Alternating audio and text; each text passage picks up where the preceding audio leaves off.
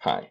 In this video, I want to talk about something that the book doesn't talk about with respect to strategic alliances. And that is that in a lot of industries, firms make alliances, they have alliance portfolios, but those alliances and alliance portfolios tie them into the industry, into a network of cooperative relationships.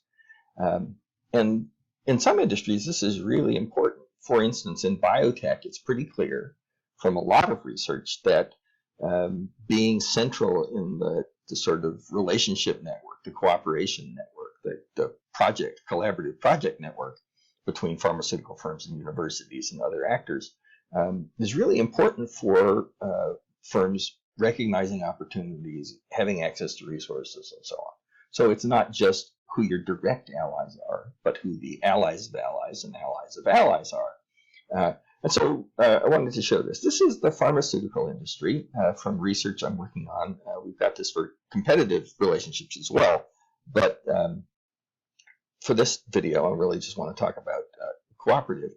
And you can see we've got this big fat cluster here, and then we've got all these little clusters out of here. We've got, pairs like this one here, the little pair, and there's a cluster of 6 here. So why is it structured like this? This is the global pharmaceutical industry. The really central firms in this big red cluster are firms like Merck and Pfizer that have a lot of relationships. They're very interested in developing, category buster new drugs. And they put a lot of money and effort into it. And they have a lot of relationships with a lot of firms who have relationships with other firms and universities and so on, right? So this is the sort of global central pharmaceutical industry. That's mostly what gets studied.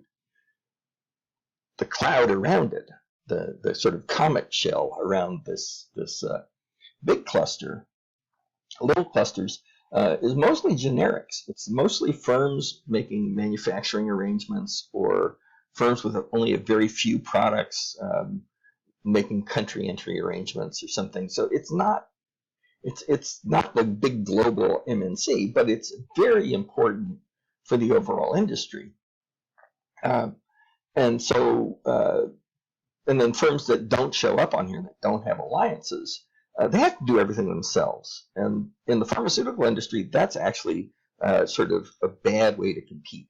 So as far as we can tell, in this slide, we have about 80% of the global pharmaceutical industry, the major players, either who are licensed to or who have approved drugs or who work somewhere in the value chain for approved drugs, so R&D, testing, manufacturing.